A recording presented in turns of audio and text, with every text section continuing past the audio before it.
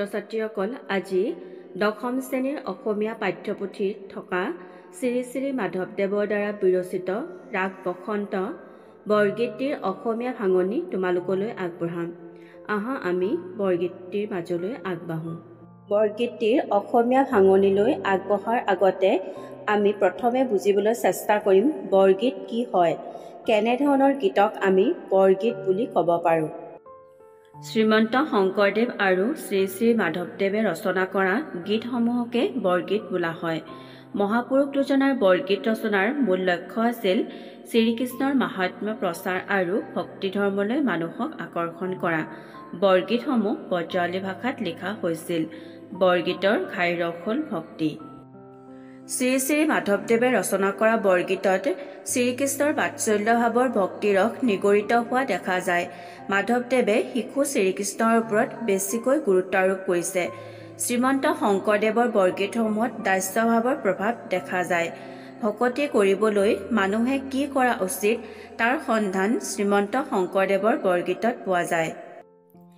কথা গুৰু চৰিতপুথি অনুসৰি শ্ৰীমন্ত শংকৰদেৱে 12কুৰি বৰগীত ৰচনা কৰিছিল যদিও কমলা গায়নে ঘৰত আওৰাবলৈ নিওঁতে দুৰ্ভাগ্যক্ৰমে ঘৰত জুই লাগি পোৰাৰ বাবে 12কুৰি বৰগীতৰ 34টামান বৰগীতহে উদ্ধাৰ হয়। পাছত মাধৱদেৱে তেখেতৰ লগত লগ লগাই 157টা বৰগীত ৰচনা কৰে।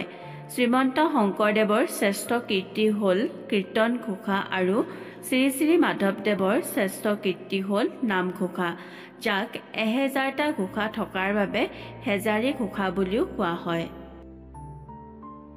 বৰগীতসমূহৰ ৰাগ, তাল, ভাষা, ৰস, ভাৱৰ গভীৰতা, কাব্যিক আকৰ্ষণৰ ওপৰত ভিত্তি কৰি ভাষাবিদ ডক্টৰ বাণীকান্ত কাকতিদেৱে বৰগীতক নবেল নাম্বাৰ্ছ, ডক্টৰ কালিৰাম মেধিয়ে ছং অৱ চেলেষ্টিয়েল, বুৰঞ্জী প্ৰণেতা দেৱেন্দ্ৰনাথ বেজবৰুৱাই বৰগীতক হলি ছং আখ্যা দিছে।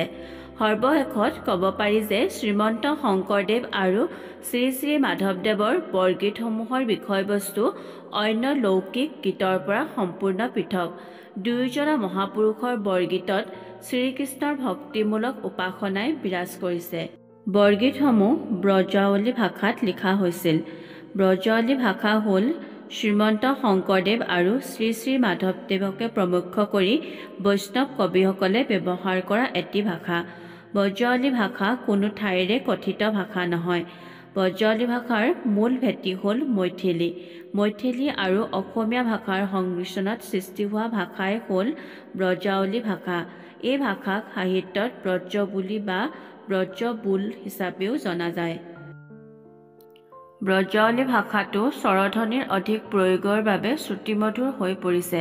শ্ৰীমন্ত শংকৰদেৱ আৰু শ্ৰী শ্ৰী মাধৱদেৱে বৰগীত আৰু অংকীয়া নাট ৰচনাৰ বাবে এই ভাষা ব্যৱহাৰ কৰিছিল।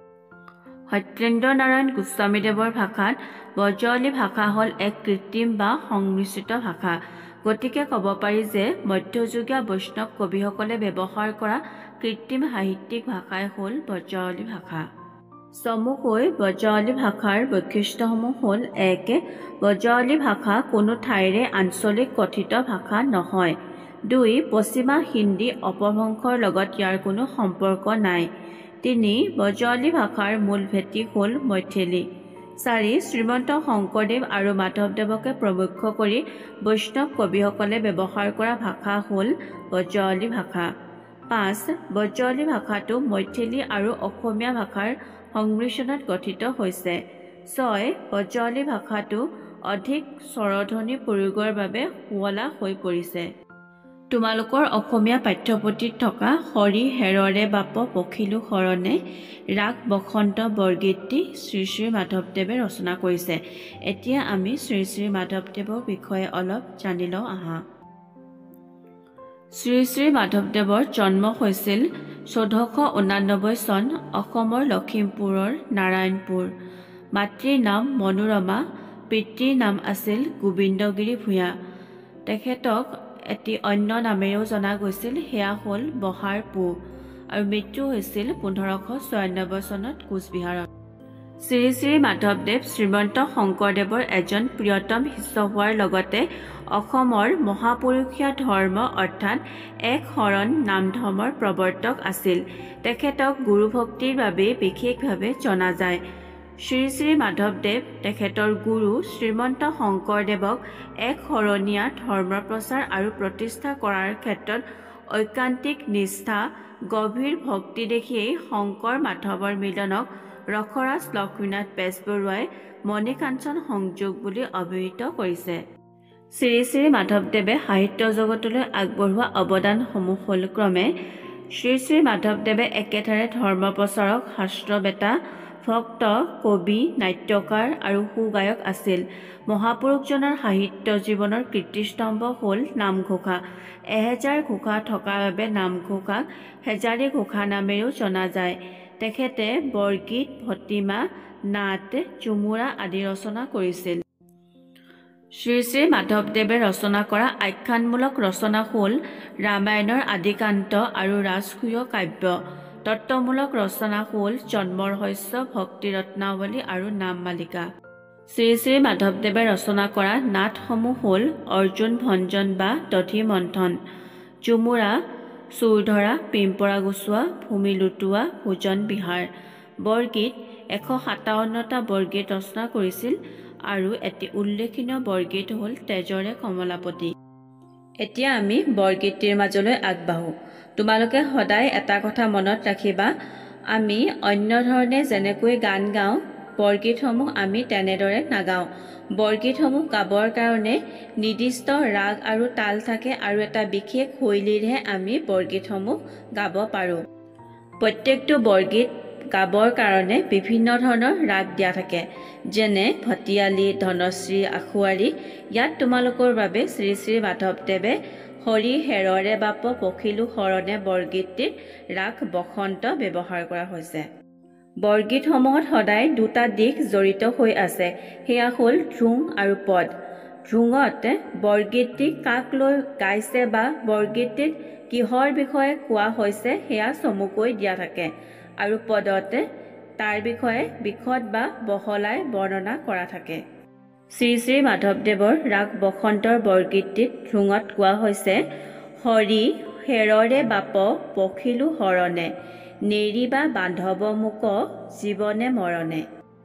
বৰগীতটিত মাধৱদেৱে নিজকে এজন সাধাৰণ লোকৰ সৈতে তুলনা কৰি কৈছে হৰি হেৰৰে বাপ পখিলো শৰণে। মাধৱদেৱে হৰি বুলি ভগৱান বিষ্ণুকে কৈছে যে হেৰা হৰি, তোমাৰ চৰণত মই সেৱা জনাইছোঁ। নেৰিবা বান্ধৱ মোক জীৱনে মৰণে, অৰ্থাৎ হৰিক বান্ধৱ মানে হ'ল বন্ধু, নিজৰ বন্ধুৰ দৰে তুলনা কৰি বা জ্ঞান কৰি তেওঁ কৈছে যে তুমি মোক গোটেই জীৱন জুৰিটো তুমি মোৰ লগ নেৰিবাই আৰু মোৰ মৃত্যুৰ পাছতো তুমি মোৰ লগ নেৰিবা। ধ্ৰুঙত হৰি অৰ্থাৎ ভগৱান বিষ্ণুক লৈ যে বৰগীতটি গাইছে সেয়া চমুকৈ কৈছে। পদত ভগৱাননো কোন বা তেওঁক কেনেদৰে পাব পাৰি সেয়া বহলাই কৈছে।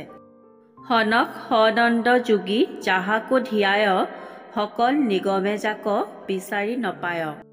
এতিয়া পদত ভগৱান বিষ্ণুনো কোন বা তেওঁক কেনেকৈ পাব পাৰি সেয়া বৰ্ণনা কৰিবলৈ গৈ কৈছে যে সনক সনন্দ যোগী যাহাকো ধিয়ায়। সনক, সনাতন, সনন্দ, সনত কুমাৰ হিন্দুসকলৰ পৌৰাণিক গ্ৰন্থ অনুসৰি 4জন কুমাৰ আছিল, যিসকলে শিশুৰ ছদ্মবেশেৰে গোটেই বিশ্ব ব্ৰহ্মাণ্ড ভ্ৰমণ কৰিছিল আৰু এওঁলোকক সৃষ্টিকৰ্তা ব্ৰহ্মাৰ 4 পুত্ৰ বুলিও জনা যায়। আৰু এই সনক সনন্দৰ দৰে মহান ঋষিমণিসকলেও যাক ধ্যান কৰে। সনক সনন্দৰ দৰে মহান ঋষিমণিসকলে কাক ধ্যান কৰে বুলি কৈছে যে ভগৱান বিষ্ণুক তেওঁলোকে ধ্যান কৰে। সকল নিগমে যাক বিচাৰি নপায়। সকল নিগম বুলি ইয়াতে হিন্দুসকলৰ 14 শাস্ত্ৰ, 18 পুৰাণ আৰু 4 বেদৰ কথা কৈছে। আৰু এই 14 শাস্ত্ৰ, 18 পুৰাণ, 4 বেদত কেৱল শ্ৰীকৃষ্ণৰ মহিমাৰ কথাই বৰ্ণনা কৰা থাকে। সনক সনন্দৰ দৰে মহান ঋষিমুনিসকলে ভগৱান বিষ্ণুক ধ্যান কৰিও বিচাৰি নাপায়।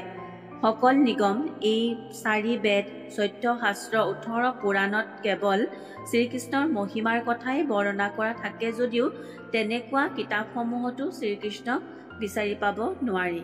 পাছত মাধৱদেৱে কৈছে যে সহস্ৰ বয়নে যাৰ নপাৱন্ত সীমা অধমে জানিব কেন তোমাৰ মহিমা। সহস্ৰ বয়ন অৰ্থাৎ মহান ঋষিমুনিসকল মহান মহান গ্ৰন্থবিলাকেও শ্ৰীকৃষ্ণ বা ভগৱান বিষ্ণুৰ মহিমাৰ সীমা নাজানে। তেনেস্থলত অধম শ্ৰী শ্ৰী মাধৱদেৱে নিজকে একো নজনা এজন সাধাৰণ লোক বুলি গণ্য কৰি কৈছে যে মোৰ নিচিনা এজন অধমে একো নজনা এজন সাধাৰণ লোকে তোমাৰ মহিমা ভগৱান বিষ্ণু তোমাৰ মহিমা কেনেকৈ বুজি পাম। আতুৰ ভৈলুসু হৰি বিষয় বিকলে কৰিও উদ্ধাৰ মোক চৰণ কমলে। এই সংসাৰলৈ অহা প্ৰতিজন লোকৰে জীৱন যেনেদৰে দুখ যন্ত্ৰণা মায়া মোহেৰে যেনেকৈ পৰিপূৰ্ণ হৈ থাকে ঠিক তেনেদৰে শ্ৰী শ্ৰী মাধৱদেৱেও কৈছে যে তেওঁ এই সংসাৰলৈ আহি সাংসাৰিক দুখ বেদনা মায়া মোহেৰে তেওঁ যন্ত্ৰণাকাতৰ হৈ পৰিছে আৰু কৈছে যে কৰিও উদ্ধাৰ মোক চৰণ কমলে। চৰণ মানে হৈছে ভৰি যুগল। কাৰ ভৰি যুগলৰ কথা কৈছে? ভগৱান বিষ্ণুৰ। আৰু কমল মানে হ'ল পদুম ফুল। কৈছে যে পদুম ফুলৰ দৰে লগা ভগৱান বিষ্ণুৰ চৰণত বা ভৰি যুগলত সেৱা কৰিলেহে তেওঁ এই সংসাৰৰ পৰা উদ্ধাৰ হ'ব পাৰিব। তোমাৰ চৰণ দুই মোৰ মহাধন ভকত জনেৰ নিজ তুমিখে জীৱন। যিসকল মানুহে ভগৱানক ধ্যান কৰে ভগৱানক স্মৰণ কৰে ভগৱানক মনত পেলায় তেওঁলোকৰ বাবে তোমাৰ চৰণ অৰ্থাৎ শৰীৰ ভৰি দুখনেই হৈছে তেওঁলোকৰ বাবে মহাধন অৰ্থাৎ ধন সম্পত্তি ঐশ্বৰ্য বিভূতি সকলোখিনি তেওঁলোকে ভগৱানৰ ভৰিতেই বা ভগৱানৰ চৰণ যুগলত বিচাৰি পায়। আৰু কৈছে যে ভকত জনেৰ নিজ তুমিখে জীৱন অৰ্থাৎ তেনেকুৱা ভকতৰ বাবে ভগৱানৰ সেৱাই হৈছে তেওঁলোকৰ জীৱন। শ্ৰী শ্ৰী মাধৱদেৱে পুনৰ কৈছে কৃপাৰ সাগৰ কৃপা কৰা একবাৰ কাতৰ কৰিয়া লৈলো শৰণ তোমাৰ। সাগৰ সাগৰ যেনেদৰে এটা বিশাল পাৰাপাৰহীন জলৰাশি ঠিক তেনেদৰে ভগৱানৰ আশীৰ্বাদো এখন বিশাল সাগৰৰ দৰে আৰু সেই সাগৰৰ সদৃশ আশীৰ্বাদৰ পৰা শ্ৰী শ্ৰী মাধৱদেৱে মাত্ৰ অকণমান আশীৰ্বাদ বিচাৰিছে আৰু কৈছে যে তেনেধৰণৰ বিশাল সাগৰ সদৃশ আশীৰ্বাদৰ পৰা মোক মাত্ৰ এবাৰ অকণমান তুমি তোমাৰ আশীৰ্বাদ অলপ দিয়া। এনেদৰে কাকুতি মিনতি কৰি ভগৱানৰ চৰণত সেৱা জনাইছে। ইয়াৰ পাছত কৈছে কৃপা কৰা নাৰায়ণ চুৰমুখ পাশ কহয় মাধৱ হৰি দাসকো দাস।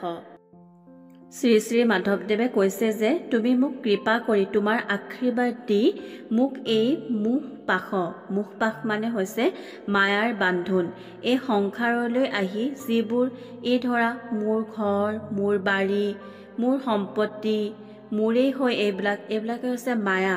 এই মায়াৰ পৰা শ্ৰী শ্ৰী মাধৱদেৱে চুৰ মানে হৈছে এৰুৱাই দিয়া। তুমি আশীৰ্বাদ কৰি সেই আশীৰ্বাদৰ অকণমান আশীৰ্বাদ দি মোক এই মায়াৰ বন্ধনৰ পৰা মুক্ত কৰি দিয়া। কহয় মাধৱ হৰি দাসকো দাস। দাসৰ অৰ্থ হ'ল যিসকল লোকে আনৰ অধীনত কাম কৰে আৰু শ্ৰী শ্ৰী মাধৱদেৱে নিজকে দাসতকৈও তলৰ এজন লোক বুলি গণ্য কৰি হৰিক স্মৰণ কৰিছে ভগৱান বিষ্ণুক মনত পেলাইছে আৰু সংসাৰৰ দুখ বেদনা মায়া মোহৰ পৰা মুক্তি লাভ কৰিবলৈ হৰিৰ শ্ৰীচৰণত সেৱা জনাইছে।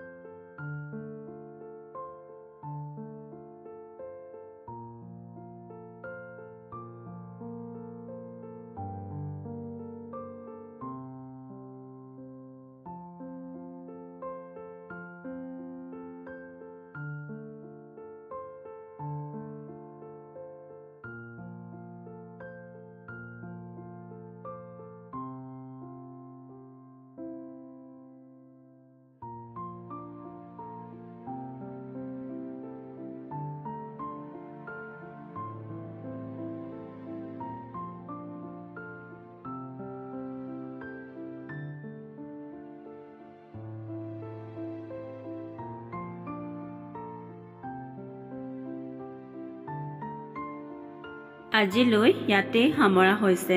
যদি ভিডিঅ'টো চাই ভাল লাগে লাইক কৰিবা, শ্বেয়াৰ কৰিবা আৰু লগতে মোৰ চেনেলটো ছাবস্ক্ৰাইব কৰি দিবা।